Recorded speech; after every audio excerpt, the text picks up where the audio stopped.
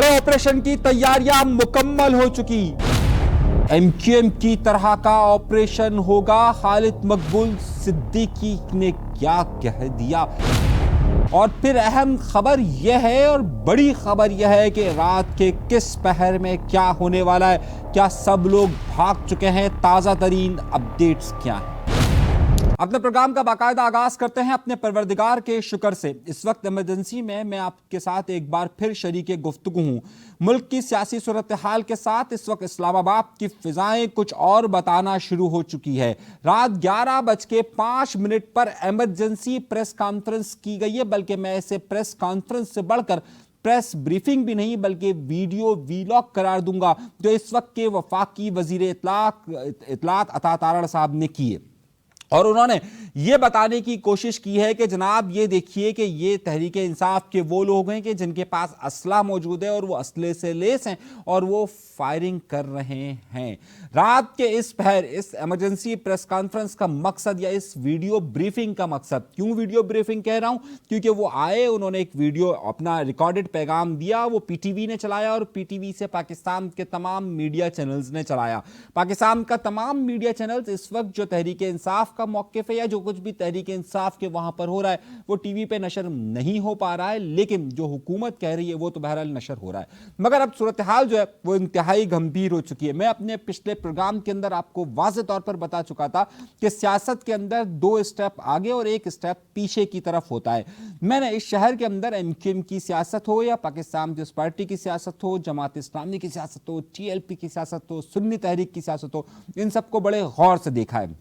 जब कभी भी ये हुकूमत या रियासत के साथ मज़ाहिमत करते हैं तो हमेशा 2 स्टेप आगे बढ़ते हैं, फिर 1 स्टेप मुज़ाकरात करते हैं और 1 स्टेप पीछे जाते हैं। लेकिन तहरीक इंसाफ का रवैया या जो तरीक़ेकार था या जिस तरीके से ये जा रहे थे, मुझे वाज़ेह तौर पर ये लग रहा था कि ये गलत प्लानिंग का नतीजा है। ये जब अपने डी चौक या इस्लामाबाद की हदूद के अंदर दाखिल हो चुके थे तो फिर इनके लिए ज़रूरी ये था कि ये मुज़ाकरात की मेज़ को सजाते, अपने कुछ मुतालबात को मनवाते और फिर ये चले जाते। लेकिन इन्होंने पकड़ी जिद, और जिद पकड़कर जब आप ये बात कहते हैं कि इस खंबे को छूकर मैं आऊंगा ही आऊंगा, तो फिर इसका नतीजा उसमें करंट लगना भी हो सकता है। अब इस वक्त एस्टैब्लिशमेंट का रवैया क्या है या एस्टैब्लिशमेंट क्या सोच रही है, मौजूदा हुकूमत क्या कर रही है, और अब इस वक्त जब मैं प्रोग्राम रिकॉर्ड कर रहा हूं रात तकरीबन 11:40 हो रहे हैं और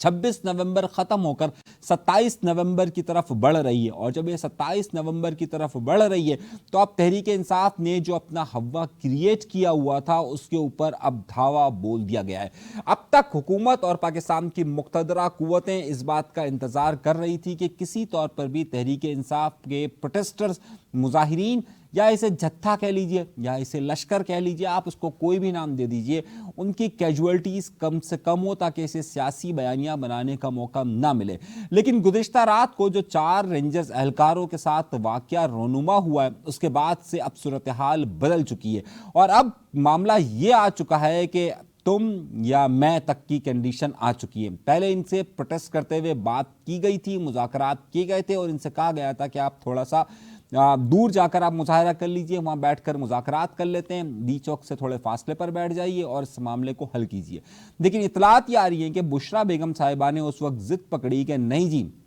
मैं इस तरफ जाऊंगी, क्योंकि ज़ाहिर है नई जब लीडरशिप आपके पास हो तो बहुत सारे मामलात होते हैं। वो जिसे जादूगरनी वगैरह कहा जाता था वो एक सियासी किरदार अदा कर रही है। खैर मेरा उनकी ज़ातियात पर इस वक्त बहस करने का कोई मूड नहीं है, लेकिन मैं जो देख रहा हूँ वो पाकिस्तान तहरीक इंसाफ के साथ जो होने वाला है मुझे वो नज़र आ रहा है। एमक्यूएम की सियासत हमने देखी, एमक्यूएम एक हद तक हमेशा जाती थी और एमक्यूएम के खिलाफ जितना संगीन या सख्त ऑपरेशन हुआ है मैं समझता हूँ पाकिस्तान में किसी भी सियासी जमात के पास शायद इतना बड़ा ऑपरेशन ना हुआ हो। लेकिन उसके बावजूद भी उसके कारकुनान की एक बड़ी टीम थी जो आखिर वक्त तक सस्टेन करती रही या रुकी रही। और अगर आप इनके खिलाफ ऑपरेशन की कहानी 90s से अगर शुरू करें तो उसके बाद से लेकर अब तक ये बड़े वाक़यात रोनुमा हो चुके, लेकिन हो रहे। अब मामला यह है कि तहरीक इंसाफ एक तो दयार गैर में थी। मैंने आपको कल के प्रोग्राम में भी ये बात बताने की कोशिश की थी कि जब अल्ताफ हुसैन साहब का मामला था वो जेल में मौजूद थे और जब उनका अपना उरूज था 1987 के अंदर और 88 के अंदर, तो उस वक्त जो उनके चाहने वाले निकले तो वो अपने शहर के अंदर मौजूद थे, उन्हें कहीं और नहीं जाना था कि जब वो जेल के बाहर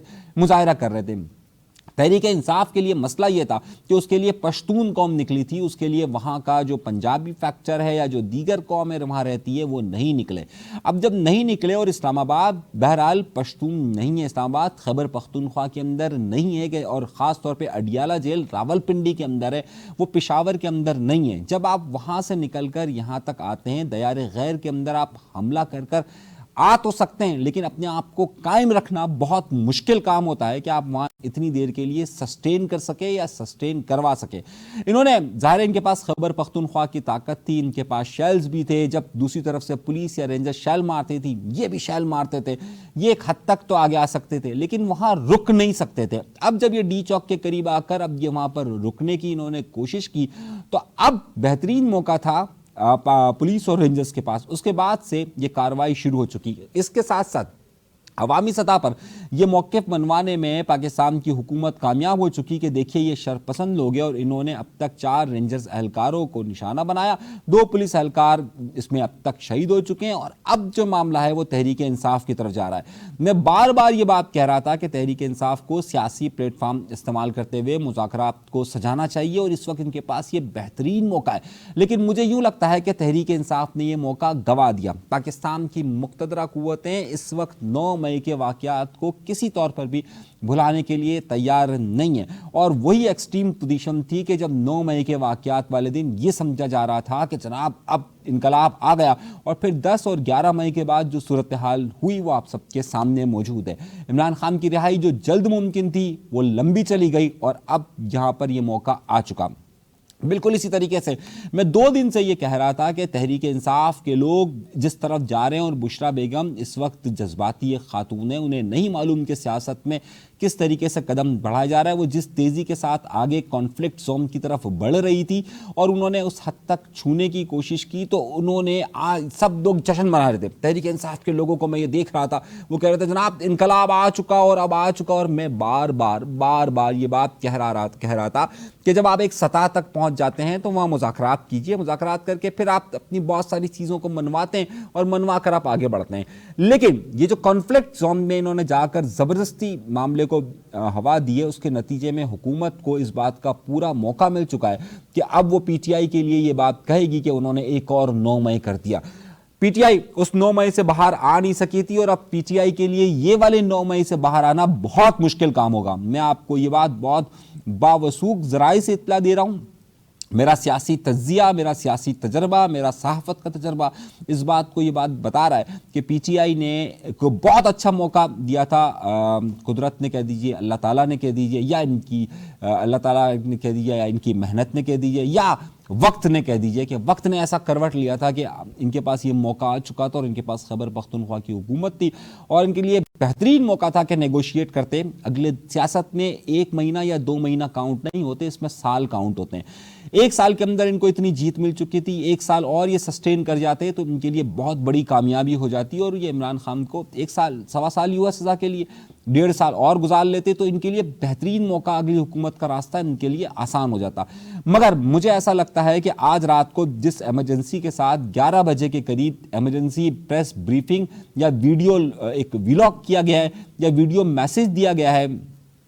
وفاقی وزیر کی طرف سے، یہ واضح پیغام دیتا ہے کہ آج کی رات تحریک انصاف کے لیے بہت زیادہ مشکلات پیدا کرے گی اور آئندہ کے چند دن تحریک انصاف کی سیاست کے لیے بہت زیادہ پریشان کن ہوں گے۔ اگر آج کی رات یہ سسٹین کر جاتے اور سسٹین کر آگے بڑھ جاتے تو میں سمجھتا ہوں کہ شاید تحریک انصاف کے لیے آگے چل کر کامیابیاں بہت زیادہ ہوتی۔ اس صورتحال میں خالد مقبول صدیقی صاحب نے ایک بیان دیا۔ میں عمومی طور پہ خالد مقبول صدیقی صاحب کے بیانات اور ان کے سیاسی نقطہ نظر سے اتفاق نہیں کرتا، لیکن انہوں نے ایک بات کی طرف ٹھیک اشارہ کیا ہے اور وہ کہا ہے کہ یہ جو ابھی واقعات رونما اور جو رینجرز کے اہلکاروں کے جو جنازے اٹھیں، یہ کسی طور پر بھی پی ٹی آئی کے لیے آسان راستہ نہیں ہوگا۔ میں ان کا مخفف بتا رہا ہوں یا ان کا خلاصہ بتا رہا ہوں جو انہوں نے کہنے کی کوشش کی ہے، اور یہ بات بالکل درست ہے۔ میں بھی یہ سمجھ رہا ہوں کہ اس وقت جو معاملات ہو رہا ہے وہ جذبات کی بجائے مذاکرات اور معاملات کو طے کرنے کا تھا۔ بہترین موقع آج شام تک تھا جو انہوں نے گنوا دیا ہے، اور اب اس کے نتیجے میں انہیں ایک اور آپریشن کو بھگتنا پڑے گا، اور اس صورتحال میں اگر خیبر پختونخوا کی حکومت ان کے ہاتھ سے جاتی ہے تو پھر ان کے لیے آگے سسٹین کرنا بہت مشکل ہوگا۔ عمران خان کی رہائی جو کہ متوقع طور پر اگلے 1 سال کے اندر نظر آ رہی تھی، اب مجھے ایسا بلکہ اگلے چند مہینوں کے اندر نظر آ رہی تھی، میرا اپنا خیال تھا کہ مارچ اپریل تک عمران خان صاحب رہا ہو جائیں گے، باہر آ جائیں گے، لیکن مجھے اب یہ لگتا ہے، آپ لوگوں کو بہت برا لگے گا، بہت سارے لوگ بہت برا کہیں گے، لیکن اب مجھے یہ لگتا ہے کہ حکومت یہ جواز بنانے میں کامیاب ہو چکی ہے کہ تحریک انصاف نے ایک اور 9 مئی کر دیا ہے، اور اس 9 مئی کو کرنے کے نتیجے میں اب انہیں مزید سزا آگے بھگتنا پڑے گی۔ میں آپ کو بہت ہی اپنے سیاسی تجزیے کی بنیاد پر، تجربے کی بنیاد پر یہ بات کہہ رہا ہوں، ہو سکتا ہے آپ لوگوں کو، بہت سارے لوگوں کو بہت زیادہ گلا ہو کہ یہ ٹھیک نہیں ہوا، لیکن اس جگہ پر نظام اسی طریقے سے چلتا ہے۔ سیاست میں انہوں نے حملہ کر کر ایک فتح حاصل کرنے کے بعد اسے خود ہی اپنی شکست میں تبدیل کر دیا ہے۔ میں نہیں سمجھتا کہ اس وقت پی ٹی آئی کو کون لوگ گائیڈ کر رہے ہیں، یا کس طریقے کا سیاسی مشورہ دے رہے ہیں، یا ان کی قیادت کیا سوچ رہی ہے۔ جو کچھ بھی سوچا انہوں نے، یہ اس وقت خود تحریک انصاف کے کارکنان کے لیے، خود عمران خان کے لیے، خود بشرا بیگم کے لیے، خود علی امین گنڈا پور کے لیے یہ راستہ آسان نہیں ہوگا، بلکہ ان کے لیے مشکلات میں مزید اضافہ ہوگا۔ اللہ تبارک و تعالیٰ سے دعا ہے کہ پاکستان کے لیے بہتر ہو، اللہ تبارک و تعالیٰ سے دعا ہے کہ تحریک انصاف کچھ بہتر ان کے لیے ہو، لیکن مجھے تحریک انصاف کے لیے آگے چل کر راستہ آسان نظر نہیں آ رہا ہے۔ اور میں یہ آپ کو بہت ہی ایک اور خبر بھی میں آپ کو دے دوں کہ اب جو فیصلے ہوں گے تحریک انصاف کے لیے اس میں لچک کا عنصر نہیں ہوگا۔ مجھے ایسا لگتا ہے کہ خان صاحب کو اگلے دنوں کے اندر جو جیل دیکھنی پڑے گی وہ زیادہ کٹھن ہوگی۔ مجھے یہ لگ رہا ہے کہ تحریک انصاف میں خان صاحب اور بشرا بیگم کے درمیان جو ریلیشنز ہیں وہ بھی آگے چل کر شاید اس نوعیت پر نہ ہو، اور یہ سب میں آپ کو خدشات اس لیے ظاہر کر رہا ہوں کہ